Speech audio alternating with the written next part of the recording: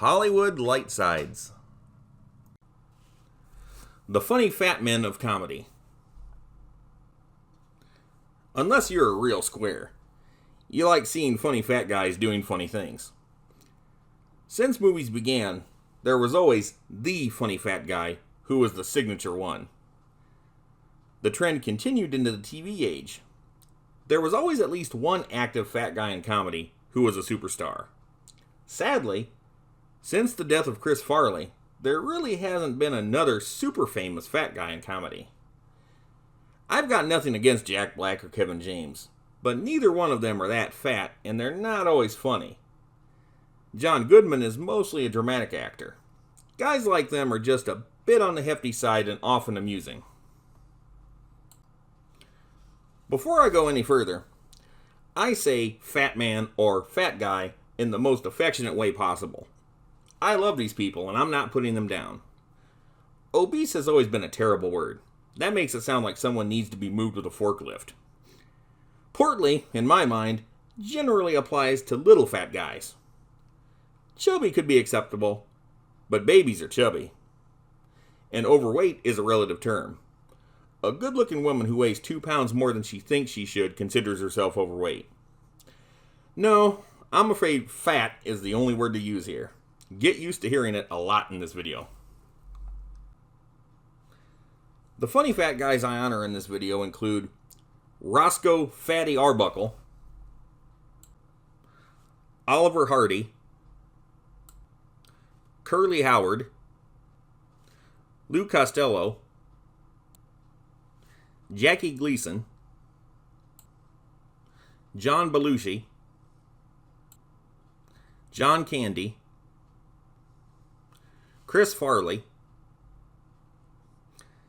and 2 surprise honorable mentions. Keep watching until the end. Or skip ahead if you're a real jerk. See if I care. Roscoe Fatty Arbuckle. His name has outshined his movies and his image. When someone hears the name Fatty Arbuckle, they may not know what the guy looked like or what he did, but it's a funny name that always gives at least a little bit of amusement.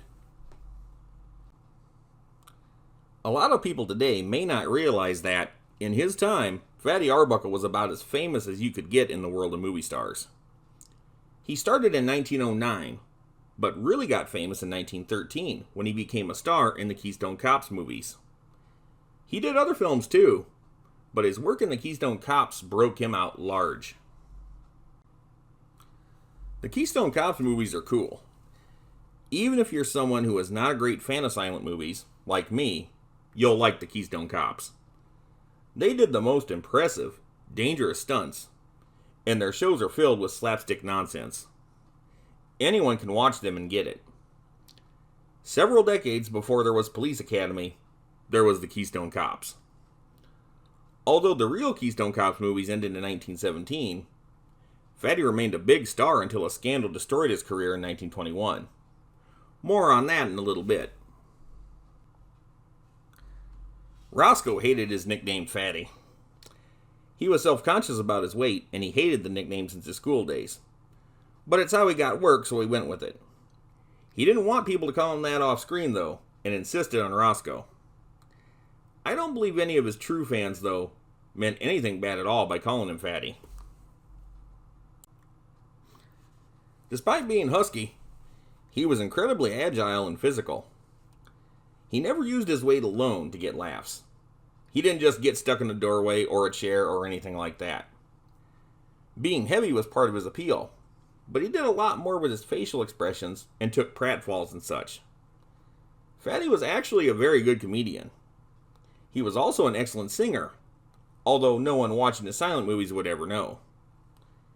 He was even acclaimed by the legendary opera singer Enrico Caruso. One thing that surprises me is that he was the uncle of Al St. John, better known as Fuzzy St. John, a man who became extremely popular as a Western comedy sidekick. Like his famous uncle, Fuzzy was extremely physical and very funny. Unlike Fatty, Fuzzy was very skinny. On Labor Day in 1921, Arbuckle's world came crashing down around him, and he never fully recovered. What was meant to be a party turned into a sensational scandal that accused the beloved funny man of rape and murder. A woman named Virginia Rapp was a 30-year-old struggling actress who fell ill. The hotel doctor found that she was intoxicated and gave her morphine to calm her down. She wasn't hospitalized until 2 days later. At the hospital, Rapp's companion, named Bambina Maud Nelmont, told the doctor that Fatty had raped the actress, his great weight rupturing her bladder. The doctor found no evidence of rape. Rapp had chronic urinary tract infections that liquor could greatly irritate. Later on, the possibility that Virginia may have had a botched abortion shortly before the party was brought to light. Despite no evidence of Fatty having raped the woman, who died 4 days after the party, and quite a bit of evidence that it wasn't rape, Fatty was still arrested on a charge of murder and held without bail. He had a long-running reputation of being shy around women in the first place, and had always been known as a good-natured man. However, rape charges scared studio executives, who dropped all association with him, and discouraged actor friends whose careers they controlled from doing the same. Still, people like Charlie Chaplin and Buster Keaton stood up for him. To make a long story short, there were 3 trials from 1921 to 22. Fatty was acquitted, but his movies were pulled from distribution, and the media published many outright false stories about him. The jury of the 3rd trial did something that is still uncommon, and wrote him a formal statement of apology, freeing him of all blame. He tried to return to filmmaking, but was still shunned by the industry and took up drinking. He had to direct under the name of William Goodrich to even get work. His life totally fell apart. In 1932, he was finally signed on to make 6 comedy shorts, these being the only times you hear him speak. People actually found out he had a good voice. It seemed he was getting back on track. Then he died in his sleep in 1933. It's a real bummer end for someone whose work was so positive. But his name was cleared, he did eventually start to work again, and he remains celebrated today by film buffs. Oliver Hardy. One of my all-time favorite performers, period. Right alongside his partner, Stan Laurel. Laurel and Hardy movies are awesome, and still just as watchable today as they were when they were made. Both of them made the act. Laurel was essentially the leader of the team and handled a lot of the writing, editing, and directing into things. But Hardy also contributed quite a bit by developing his on-screen character and being a consistently great performer. By choice, Ollie just wanted to act. Stan liked doing what he did behind the scenes, so it wasn't a chore. Despite false information out there, the two got along and were close. They were different from each other, for sure, but they hung out together. Hardy even bought gifts for Stan's daughter. Sometimes they wouldn't see each other for a month or two between movies, but they were always friends. Those two really earned their money. Both of them had been in show business for quite a while before teaming up. Stan had been in some lackluster silent films on his own, doing things that darn didn't seem like Stan Laurel. Hardy played a lot of bad guys in movies, some funny and some not so funny. As soon as they were put together as a team in 1927, they hit the ground running. Their early films were silent, and they are just as well known for being silent movie stars as they are for being stars in their early talkies. They started in shorts and, in short order, moved to feature films. Laurel and Hardy became a big act, and were just as famous as Charlie Chaplin had been. A massive achievement. The premise to their movies is simple. A fat guy and a skinny guy get into trouble. Unlike in real life, Hardy was the boss between the pair. Laurel was the dope, who usually instigated all the trouble with Hardy remarking, "Well, This is another nice mess you've gotten me into. Hardy could be pretty mean to Laurel, but somehow they always stayed buddies. Hardy actually had a number of catchphrases and mannerisms that you looked forward to in every movie. But the pair was always doing something different. Unlike the Three Stooges or Abbott and Costello, Laurel and Hardy weren't so repetitive. The Laurel and Hardy films were very well written. I'm proud to say that I have every known surviving Laurel and Hardy movie in my collection and watch them regularly. Oliver Hardy, in real life, wasn't much like his movie character. He was a nice, quiet guy who surprised co-stars when he went on camera and took on an entirely different personality. In 1951, the team made their last film, Atoll K, also known as Utopia. I love these guys, but this is a bad movie, and they feel like minor characters in their own film. They weren't happy with it either, and had been disenchanted with their films for the last several years. By this time, both of them were having health issues, and they were tired of making the movies they were making. They never split up, and always wanted to do a TV series, but mutual bad health held them back. When Hardy died in 1957, it was the ultimate death of the act. Laurel refused to perform without Hardy, and died in 1965. But he lived long enough to see their movies gain a whole new popularity on TV and in classic film revivals. Curly Howard. I love the Three Stooges. I even love Shemp, with or without the Stooges. But the Three Stooges were at their best when Curly was with them. Curly, real name Jerome Horowitz, was the heart of the Stooges. Between the three, he was the most childlike. His timing was unbeatable. Nothing about Curly felt rehearsed. Everything he did in their comedy shorts came out of him like a gun. The Stooges actually have a very long and complex history. The original Stooges were a vaudeville act consisting of Moe, Larry, and Shemp. Moe and Shemp, real names Moses and Samuel Horowitz, were the older brothers of Curly. Larry Fine, born Louis Feinberg, was not related. They were called the Stooges because they were the lackeys of comedian Ted Healy, and the act was called Ted Healy and His Stooges. As a vaudeville act, they were a hit. Ted Healy, though, was a terrible person on stage and in real life. If you watch him in any surviving film appearance, you have to agree that he's just awful. Not funny at all. Shemp left the act at this time because he and Ted Healy especially didn't click. The others didn't really dig Ted either, but they stayed on, adding Curly to the act. Ted Healy and his Stooges got the opportunity to start doing movies. Just about everyone thought Ted was terrible, but they liked his Stooges. To abbreviate things, the Stooges were offered their own contract to make comedy shorts for Columbia, and they took it. The Stooges became superstars. Ted Healy was bitter about it, and his career faltered. He died early in 1937 at the age of 41, most likely due to a real bad beating, although there has been some debate that it could have been due to chronic alcoholism. When Healy died, the Stooges were still very early on in their long-running career and getting more popular all the time. Moe was always the leader of the Stooges, on screen and in real life. Now that they weren't working under Ted Healy, he had even more power and responsibility.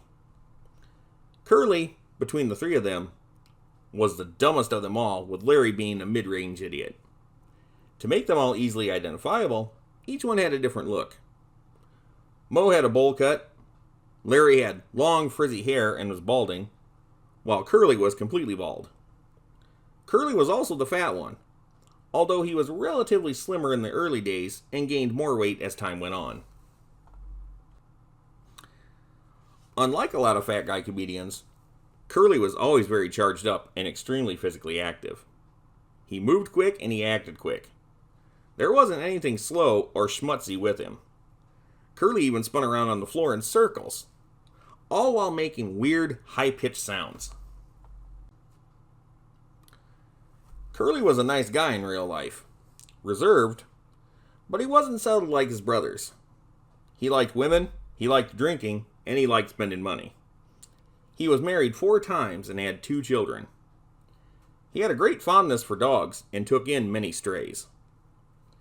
He didn't set out to destroy himself like some comedians do, but he didn't take the best care of himself. The Stooges were a working-class comedy team. They were about as low-brow as you could get, then or now. Their shorts usually revolved around them either being broke and trying to get money, or trying to get ahead in whatever job they were doing at the time, always with disastrous results. The Stooges weren't privileged people, and during the Great Depression, their comedy was especially relatable. Curly was a breakout character, I think, because he represented the frustration a lot of people had back then. Curly didn't have a filter. He said exactly what he thought, and acted out if something bothered him. He even told off Moe, even when it caused Moe to hit him. None of the Stooges were smart, but Curly was really ignorant. Moe actually took the most abuse of any Stooge, but Curly got into the most trouble on his own. He was curious and entertaining to watch.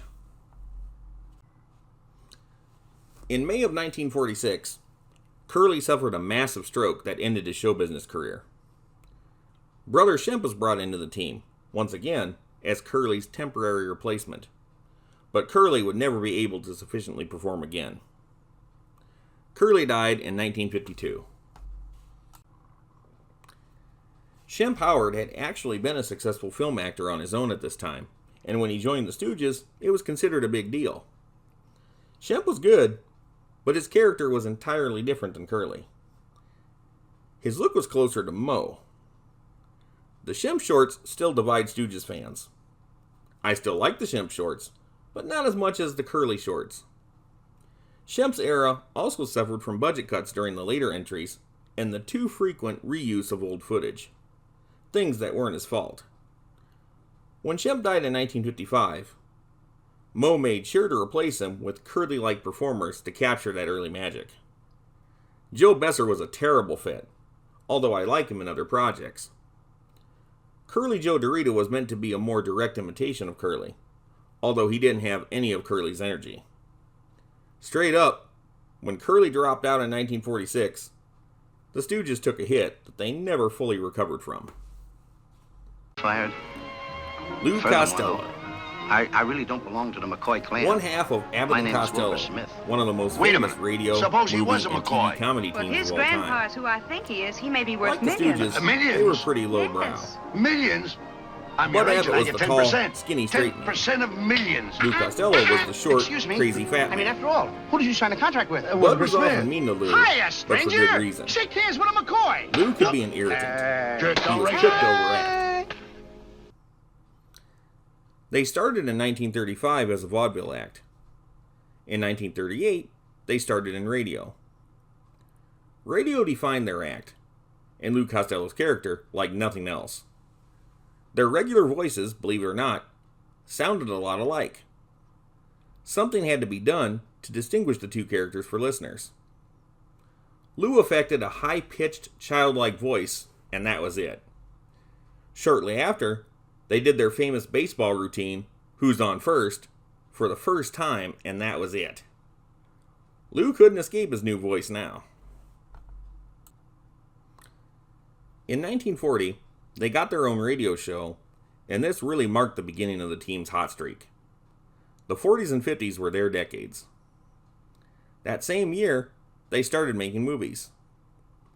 Abbott and Costello movies were very successful and highly anticipated, especially during the early 1940s, when everyone was bummed out about World War II. Their movies were real escapism. They were as unrealistic as you could get. There was no drama. Then, right after World War II, the Cold War started, so their appeal continued. Obviously, between the two, Costello gained more attention from movie viewers. He was a childlike character, so kids liked him. He also had a funny look in his bowler hat and baggy suit, and you knew he was going to do something stupid. With all the team's great success, you would think that they would both have been pretty happy. Instead, and very early on, problems were starting to form. Business disagreements between Bud and Lou began shortly after they started together. Ultimately, Lou would make much more money. This is what was agreed upon due to Lou's insistence, but it would always be a tension.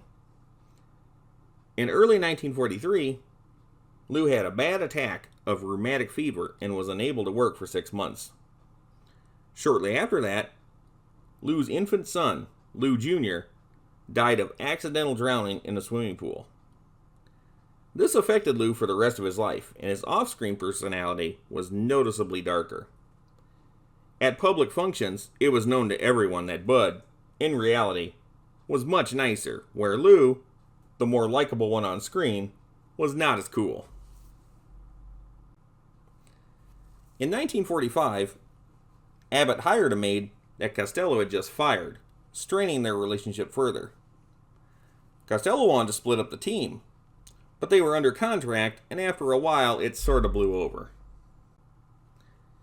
In 1951, they started appearing on live television. The following year, they started their successful TV show. It lasted only 2 seasons, but had a much longer life in reruns. Costello actually owned their TV show, and Abbott worked on salary, so yeah, things still weren't cool between them. In 1954, Costello got rheumatic fever again. By this time, though, the team's popularity and financial standing were waning. They were no longer top box office stars. Quite frankly, they were overdone in movies and on television. In early 1957, the team called it quits. In 1959, Lou died of a heart attack. Honestly, for the difficult relationship Abbott and Costello had in real life, it's amazing that they kept it together for as long as they did. They did, however, give the world what it needed at the time they were doing it. People were pretty down, and the owly little fat guy is always good for some laughs. Jackie Gleason. This funny fat guy was known for playing real crass characters, with his most famous being Ralph Cramden from The Honeymooners. He was different from the earlier funny fat guys. He didn't just play light-hearted, happy-go-lucky buffoons. Ralph, for instance, was mouthy and quick to anger. It came naturally. Jackie grew up in Brooklyn, New York. It was a tough area to live in, especially in the early 20th century. Jackie had a mother, a father, and an older brother named Clement. Clement died of meningitis at the age of 14 when Jackie was only 3. When Jackie was 9, and shortly before Christmas, his father abandoned the family in the most heartless way possible. Herbert got rid of any family photos he was in, took his paycheck, and left his family and job at the insurance company without looking back. This embittered Jackie for the rest of his life, as he really didn't have a childhood. He became notorious for not wanting to work with kids because he didn't understand kids. Jackie would break that rule later on from time to time when he had kids and grandkid of his own. But yeah, he had issues. Jackie's mom worked as a subway attendant after that, and he started getting into some sketchy stuff. He hung out with a gang and hustled pool. Jackie found something he enjoyed in life, though, after performing in a class play at school. He discovered that he liked singing, dancing, comedy, drama, all of it. He dropped out of school before graduating and became an MC at a local theater. He had to take on other jobs to support himself, though, which were certainly not show business related. But he knew he wanted to make it as an actor, so he had a direction. When Gleason was 19, his mother died, leaving him alone in the world with 36 cents to his name. He went into the heart of New York City to make it, got real good, real fast out of desperation, and forever found regular work in small clubs. In his early days, he was an insult comic. This kind of act doesn't go over everywhere, but East Coasters have always loved that stuff. Jackie got noticed at the famous Club 18 in New York by movie mogul Jack L. Warner of Warner Brothers fame. Warner signed Jackie to a film contract at the age of 24, and by 1941, he started appearing in films for all the big studios, even if it was in smaller parts. He married for the first time in 1936 when he was only 20, and by the early 1940s, he was a father of 2. Jackie wasn't settled though, and not a great fit for fatherhood at that time. When he went to Hollywood to start making movies and working in nightclubs, he wasn't making it. He knew he had to polish his act. What went over in New York didn't always go over in LA, let alone the masses. Jackie Gleason was a colorful character in real life, to be sure. He wasn't always the easiest person to work with or be around.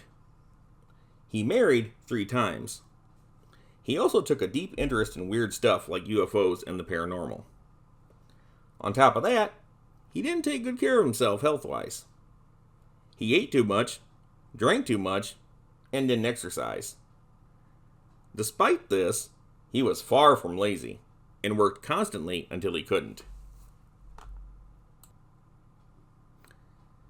In 1949, Gleason got his first big break. Back at the time, there was a popular radio show called The Life of Riley, starring William Bendix as Chester A. Riley. This was huge. When a TV show was being started, Bendix couldn't do it due to contractual issues. Jackie Gleason was hired to take on the part, and seriously, he did a real good job. I love his version of Riley. A lot of people did, but despite a lot of positive reviews, the show was canceled after just 1 season. There are 3 things to keep in mind when watching this show.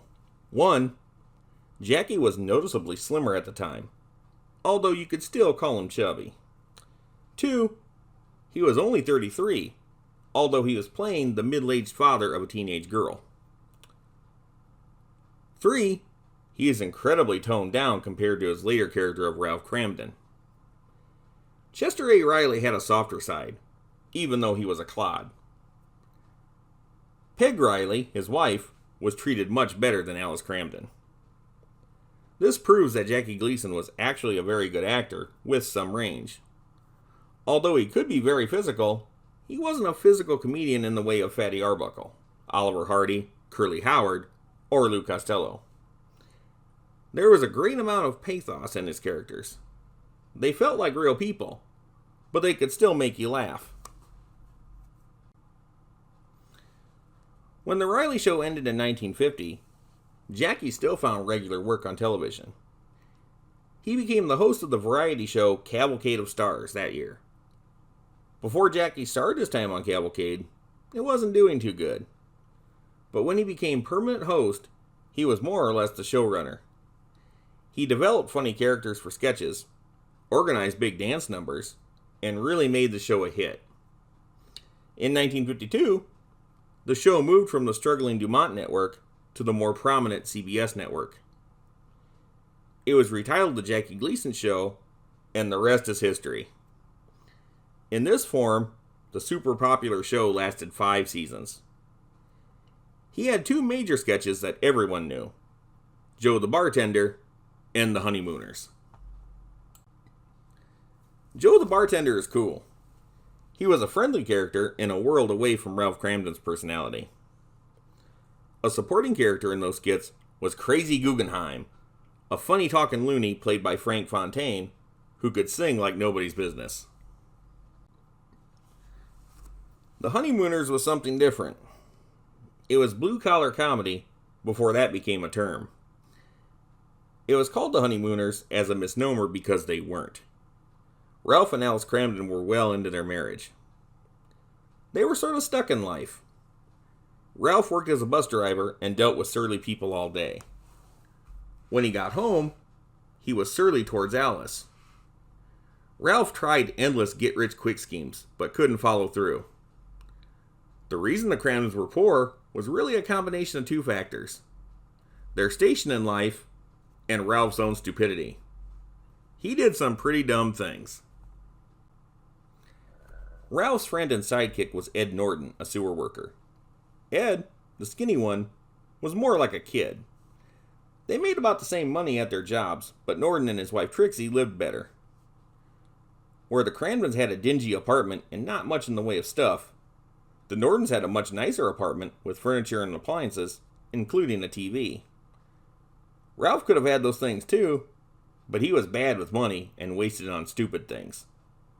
Trixie ran the Norton household, so they fared much better. The possibilities of the honeymooners were endless, and a lot of people found this relatable. It's no fun to be poor and struggling, so if someone can make you laugh about it, it's a good thing.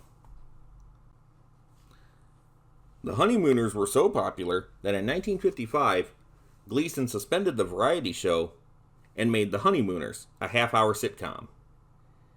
It ran for just one season of 39 classic episodes. Despite its short run, this is one of the biggest and most frequently rerun shows of the 1950s, alongside I Love Lucy.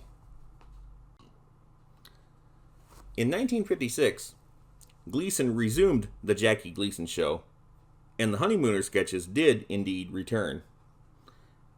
The show lasted another season, but was canceled.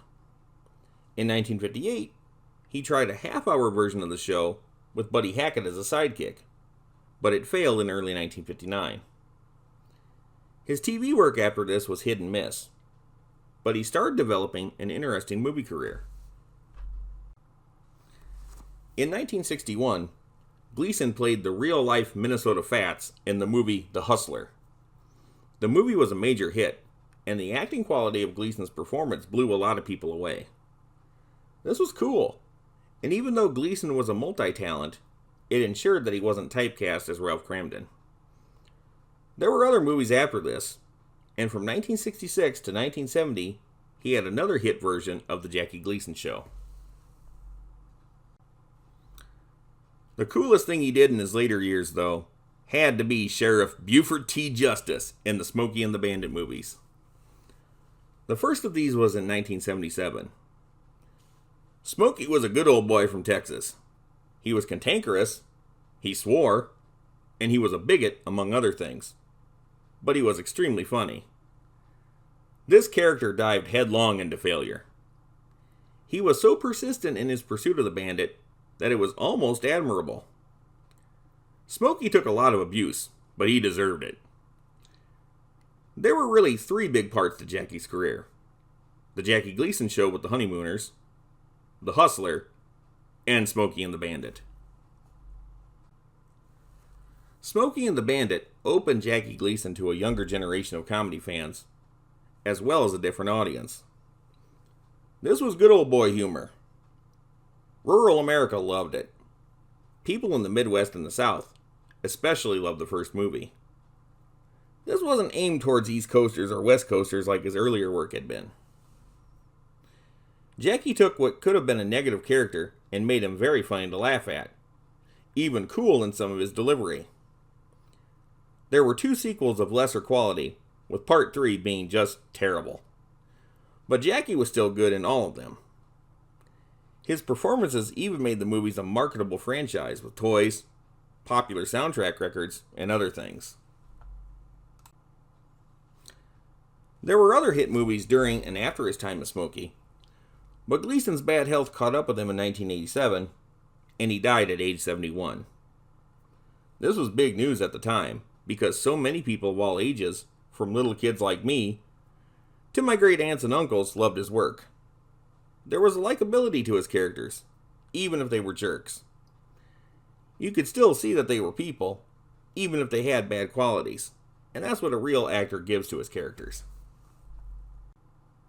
John Belushi. I like some of the stuff that John Belushi did, but his comedy always came from an angry place. I never felt like he was doing anything for the fun of it.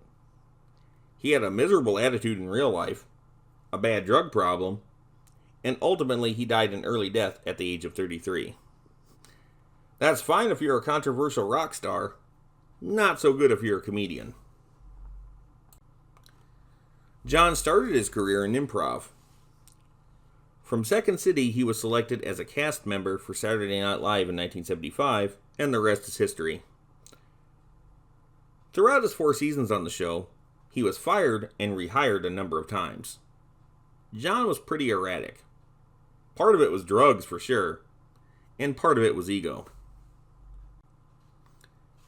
Fame came pretty fast, and in 1978, he was one of the stars of Animal House, a movie that became a major hit.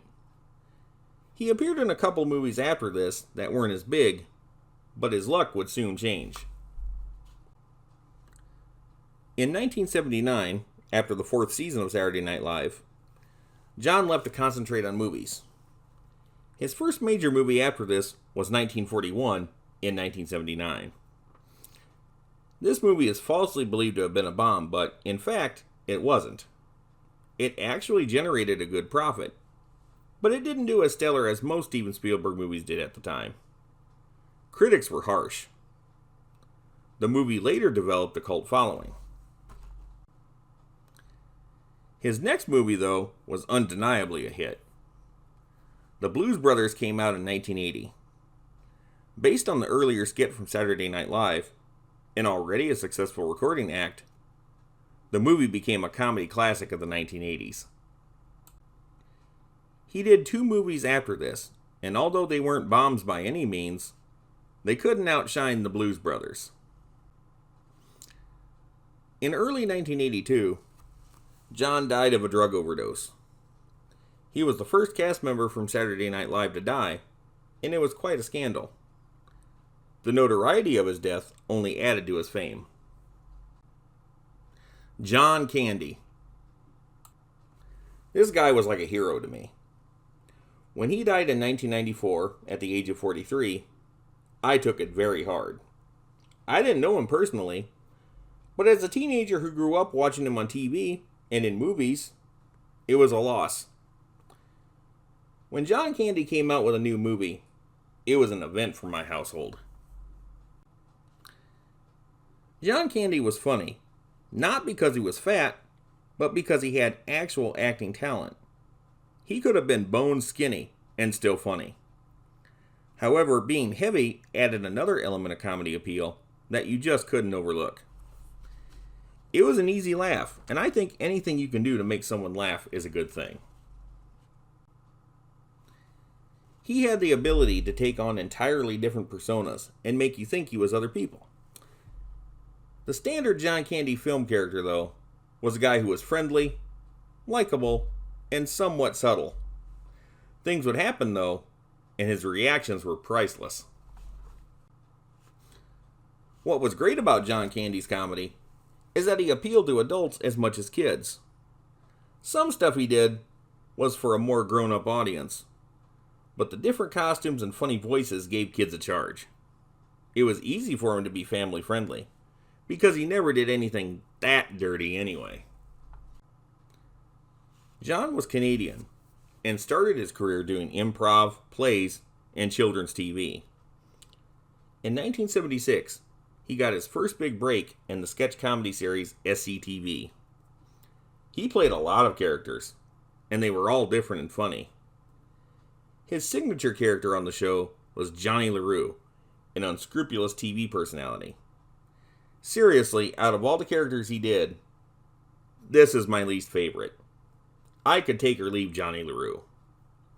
Some of what this character did was amusing, but I thought he had much better characters with Billy Saul Hurok and the Farm Film Celebrity Blow-Up skits, and Yash Schmengi of the Schmengi Brothers Polka Group. There was also the horror character of Dr. Tongue, the lame talk show sidekick of William B. Williams, the mayor Tommy Shanks, and a spot-on impersonation of real-life drag queen Divine, among so many others. Working on SCTV was hard work, though, and the general idea for everyone on the show was to use it as a springboard for bigger things. He left the show in 1979 to do movies, but came back in 1981, staying with the show through 1983. John's parts in movies during this time were smaller, but notable roles that became standouts. In 1979, he was in 1941, a big-budget comedy that was a modest success at the box office, but has since developed a cult following. Next year, he played a cop in the Blues Brothers movie. The year after that, he had a bigger, but still supporting role in the Army comedy movie Stripes. 1983 showed a definite upswing in John's career. He had a small but extremely memorable part towards the end of National Lampoon's Vacation. He appeared on Saturday Night Live twice while still on SCTV. He was the definite star of the Canadian film Going Berserk, that didn't do too well at the time, although Candy himself was praised. He was a rising star for sure, and after this year, he was mainly a movie guy. In 1984, he played a big part as Tom Hanks' womanizing brother, Freddie, in the comedy Splash. In 1985, he was the second man to establish star Richard Pryor in Brewster's Millions, where he played Pryor's friend. He had a delightful cameo that year in the children's movie Sesame Street Presents Follow That Bird. He played the cop who arrests Big Bird's kidnappers. When I saw this as a kid in the theater, I was cheering. Those guys that stole Big Bird were buttholes, man. John Candy was the hero of the picture to me. John's very first American movie, where he was the definite lead, came in 1985 with Summer Rental. This is a great movie, and still one of my favorites that he did. He played an overworked, stressed out family man who goes on vacation, only to run afoul of an arrogant sailing champion played by Richard Crenna. One mishap after another happens in this film, and ultimately, the two go head-to-head in a boat race. This has a good cast and a lot of funny gags throughout. Although he still did the occasional supporting part in movies like Volunteers, Little Shop of Horrors, and Spaceballs, John was usually the star. Armed and Dangerous was an action comedy where he starred alongside Eugene Levy. This was a great movie, and proved that John could still be funny when bad guys were getting killed and things were blowing up. Planes, Trains, and Automobiles, where he starred alongside Steve Martin, was a great comedy movie with a little bit of dramatic depth. The Great Outdoors had him alongside Dan Aykroyd, and in some ways, it was similar to Summer Rental. Once again, he was a family man on vacation. This time, though, he was in the woods. Dan played his annoying brother-in-law who caused him no end of grief. Like Summer Rental, there was one mishap after another, and almost all of it fell exclusively on John's character. The scene with John and the bald-headed bear was absolutely hilarious. After that, he played a talking horse in Hot to Trot opposite of Bob Goldthwait. I still think it's a great movie, but it flopped. His next movie was Who's Harry Crumb? This is an awesome, awesome movie, and probably my top favorite John Candy movie, although it wasn't a huge moneymaker at the time. This was pure comedy. He played a bumbling private detective who solves a kidnapping. This was the only time in his movies where he showed off many different characters. It was almost like SCTV. His characters were all disguises, and they were all funny. Harry Crumb was an idiot, but you discover that he does have some legitimate talent as a detective, and he does solve the case. At the end, he's in charge of a very successful firm, and although the end teases a sequel, it never happens. I would have liked a sequel to this movie. This was the best inept detective character since Clouseau of the Pink Panther movies. John was in the third Cannonball Run movie called Speed Zone. It was an ensemble cast, but he was easily the most prominent character. This is an underrated movie for sure. John played a hero character you cheered for. He had been stuck in a job parking cars when he really had racing talent. His old school rival, played by Eugene Levy, puts him up to entering the cross-country race. He also has John take along a sexy girlfriend, Tiffany, a bimbo actress who he treats poorly. Tiffany is a good person, though, and has an attraction to John. John tries to fight it, since she's Eugene's girlfriend, but they get close. At the very end of the movie, John doesn't win the race, but he gets the girl and punches out Eugene, finally standing up for himself. His next movie, though, would be his best-known hit. Uncle Buck was a family comedy where an eccentric man has to babysit his brother's kids in a family emergency. There's a teenage daughter and a younger boy and girl. The teenage daughter really puts Buck through his paces and, for much of the movie, is downright mean. I like this movie a lot, but the older girl is just too mean. It's hard to see Uncle Buck get mistreated like that, but he does a lot of funny stuff throughout the movie to counter it. At the end of the movie, Buck proves he's not a screw-up. He earns the respect of his brother and his sister-in-law. He makes friends with his niece, and helps her mend things with her mom. He gets back together with his girlfriend, and it looks like his life is back on track. His most famous cameo in a movie was in Home Alone the next year. Although it was a small part, the movie was a mega hit, and he played a friendly musician who helps the mom get back home to her son. The movie was famous for its characters, and he was one of a notable cast. From 1989 to 92, John had his own cartoon show called Camp Candy. He did his own voice. I liked this cartoon. He played a fictional version of himself who was a camp counselor. It had a lot of good characters in it with his female counterpart, Nurse Molly, all the different kids, and the villain, Rex DeForest III.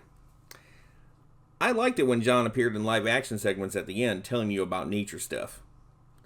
This even had its own comic book series. Back then, I always hoped to get issue number 1 autographed by John personally. Sadly, this never came to pass. I still have the comic though. John had some other notable movies after this, including Only the Lonely, Delirious, and Cool Runnings. On the outside, everything seemed to be going well. However, during the filming of Wagons East in 1994, John Candy died in his sleep at the age of 43. The movie had to be completed using a stunt double and special effects. Even then, when you watch this movie, it looks unfinished. I like the movie well enough, but it's not one of my favorite John Candy movies just for the sake that it wasn't really finished. The final John Candy film that was released, though, was Canadian Bacon in 1995. The movie was actually completed in 1993, before Wagons East. This was actually a good movie, and that's saying a lot.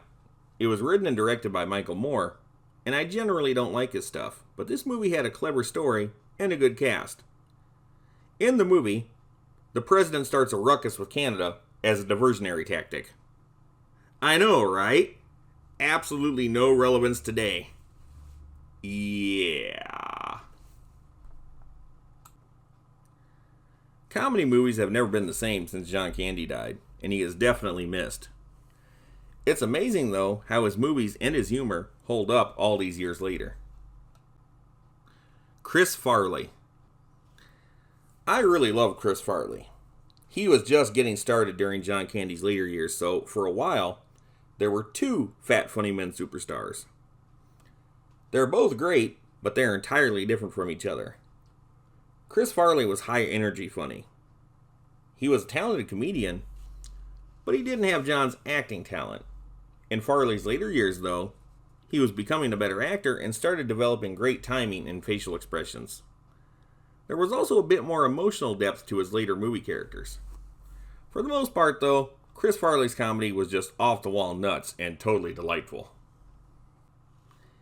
He started on Saturday Night Live in 1990. During his time on the show, he was the breakout star, and that was really saying something because you had other great people like Adam Sandler and Chris Rock, to name a few. During his time on the show, He made many appearances in movies, either in cameos or supporting parts. These include Wayne's World, where he played a security guard, Wayne's World 2, where he played a different character named Milton, who had a much bigger part, Coneheads, where he played a strong supporting role as the Conehead girl's boyfriend, Airheads, where he had another supporting role as a cop dealing with the hostage crisis, and Billy Madison, where he played an insane school bus driver. All of these parts were memorable, and even though they weren't leads, doing 5 movies in a 3-year span while you're still on a TV show is quite impressive. Then, in 1995, Saturday Night Live did something really stupid. They fired Chris Farley, along with Adam Sandler, and most of that show's cast. Apparently, Saturday Night Live felt Farley and the gang weren't hip enough for the times. Then they all went on to do hit movies and other big things. Yeah, the showrunners at Saturday Night Live have never been the brightest bunch. Immediately after Saturday Night Live, Chris Farley hit the ground running with a solid movie career. His first movie as a lead was Tommy Boy in 1995. This was a road comedy with his SNL buddy David Spade, and it became his signature film. The next year, the two teamed up again to do Black Sheep. I liked this movie a lot, but Farley did not. It was an obvious attempt to recreate the magic of Tommy Boy. It's not the exact same movie, but it's not entirely different either. The thing about these movies is that there are brief moments where Farley is really making his character seem like real people. You saw grief on him when his father died in Tommy Boy, and he felt genuinely bad when he thought he was hurting his brother's political career in Black Sheep. In 1997, he did a really silly movie that I just love called Beverly Hills Ninja. In this movie, he was adopted by an island of ninjas, and although he meant well, he was quite inept. However, he felt it was his responsibility to go to Beverly Hills and help a woman he knew was in trouble. Unbeknownst to him, Farley's character was being shadowed by his ninja brother to help him when he needed it. The trouble Farley gets into is incredible, but he discovers his hidden ninja talent and ends up busting a major crime ring and saving the girl. This would be the last film released in Farley's lifetime. He died in late December 1997. His final completed film, where he was the star, was Almost Heroes in 1998. I really liked this movie. It was different, and he had a good co-star in Matthew Perry. They were rival explorers to Lewis and Clark, trying to get to the Pacific Ocean before they did. It was one misadventure after another, and if you know anything about Lewis and Clark, you'll appreciate the little nods to them throughout the movie. Although this was pure comedy, it was very clear that Chris Farley was definitely becoming a better actor all the way around. His timing, delivery, expressions, all of them were in top form. He still did a lot of physical humor, but it wasn't constant, and it fit what he was doing in the story. As a performer, he was getting better all the time. It's just too bad that he was in the worst shape of his life. Later in 1998, his last movie appearance was released. The movie was Dirty Work, and it's a great comedy starring Norm Macdonald that flopped on initial release, but has since gained a cult following. Farley played a small, but extremely memorable role as a character called Jimmy No-Nose, who appears in several short spots in the film. He was named No-Nose because he had his nose bitten off by a Saigon prostitute. The guy is crazy because he had his nose bitten off, but he's surprisingly friendly to the movie's two main characters. Chris's problems went beyond being heavy. He had, since the beginning of his career, been a hard user of alcohol and drugs. Although he sought treatment many times, he wasn't committed to it enough to stop. He was only 33 when he overdosed, and it was a very sad end for a funny man who had such a big career in just 7 years' time. His life wasn't all tragedy, though, and all of his movies are just as funny today as they were back then. I only wish he was able to have made more of them. Honorable mention, Artie Lang. I say honorable mention only for the fact that he never made it as a funny fat guy superstar. He really should have, but he's had a lot of personal problems holding him back. Artie was always super talented though, and I hoped he was going to take up the mantle of top funny fat man after Chris Farley died. As a matter of fact, both of them were in the movie Dirty Work, which was cool to see. Artie started his career as a stand-up comedian in 1987. It wasn't until 1995, though, that he got his first major exposure. He was one of the original cast members of the new sketch comedy series Mad TV. It was Fox's answer to Saturday Night Live on NBC, and to be perfectly honest, I liked Mad TV at this time much better than Saturday Night Live at this time. Mad TV was named after the popular comic Mad Magazine, and even though the early seasons had some connection to the comic, it was almost entirely its own entity. They used to have a few cartoon segments here and there of Spy vs. Spy and Don Martin, and in very early episodes they had a live-action impersonator of Alfred E. Newman. That was about it.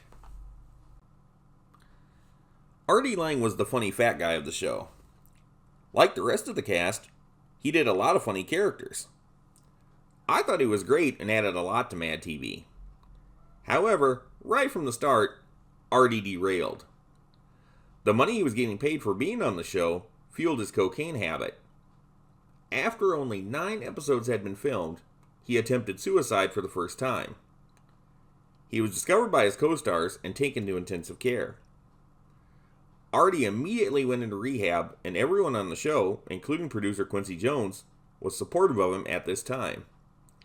Already, though, it was known he was going to be a continuing problem. When the second season started, Artie took up cocaine again.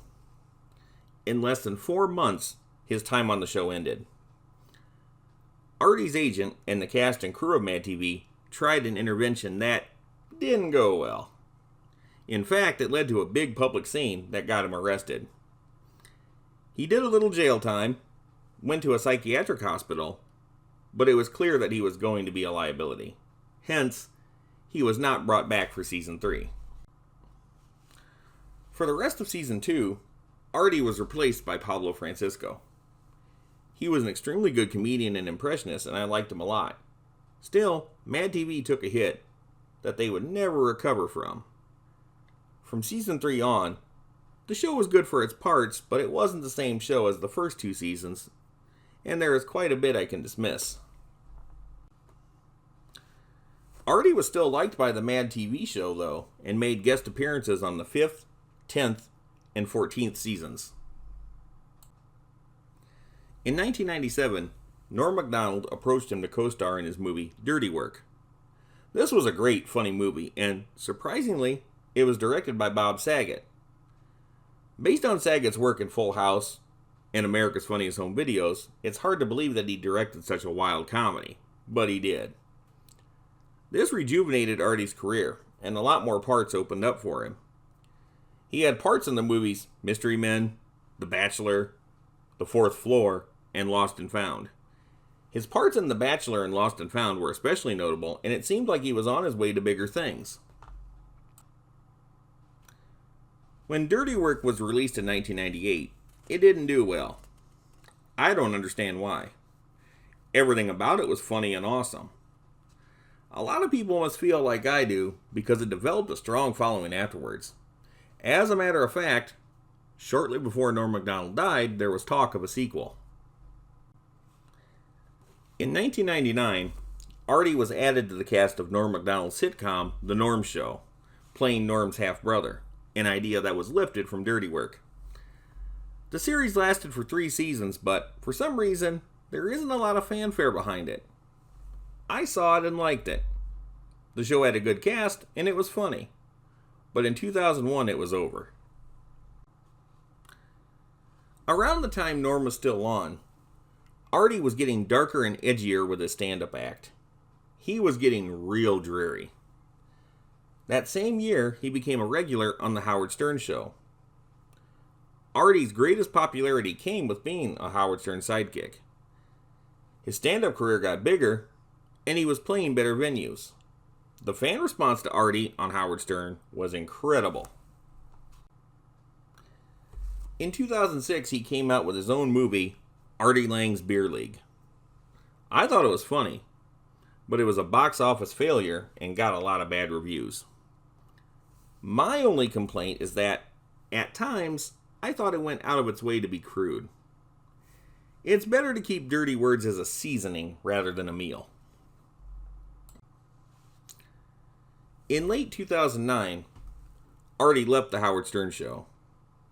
Since then, Artie still kicks around with his stand-up comedy and various projects, but with his suicide attempts, drug use, and arrests, it's unlikely he'll ever reach superstar status. He's not consistently dependable. Honorable mention, Will Sasso. Another Mad TV guy, and, as a matter of fact, he's the funny fat guy they got to replace Artie Lange. I like Will Sasso a lot, and he should be the super famous funny fat guy right now. He deserves to be. He's got a lot of talent, especially with his impersonations. For some reason, though, he just hasn't broken out in a major way. I don't think it's his fault. Show business is tough, and sometimes a guy needs a little luck. He started acting in 1994. One of his early roles was in the comedy movie Ernest Goes to School. I remember him in this movie. It's funny. Check it out. Another notable early role was in 1996 as Mover Number 1 in Happy Gilmore. He had an even better part in 1997 as ink specialist Chet Waters in Beverly Hills Ninja, opposite Chris Farley. Later in the film, Farley impersonates the character Sasso was playing. To see two great talents like them together in a film is something special. Mad TV kept him busy from 1997 to 2002. He would later reappear as a guest on a number of occasions through 2009. During his time on the show, he did great takes on celebrities like Steven Seagal, Kenny Rogers, Arnold Schwarzenegger, and Randy Newman, just to name a few. Sasso has been quite active all these years, but he's rarely been given a breakout opportunity. In 2012, he played Curly in the Three Stooges movie. I thought he did great, and Curly's a hard character to nail down. The movie was funny, and I'm seriously surprised a sequel hasn't been made. I hope someday Will Sasso lands that part that will make him a superstar. Wrapping it up. Funny fat guys in comedy are an institution. They cheer people up, and we all could use more of that. They're not all cookie cutter, though, and each one brings something different to the table. That's what being people is all about, and despite some of the problems these men faced in real life, they always brought out the best in Hollywood light sides.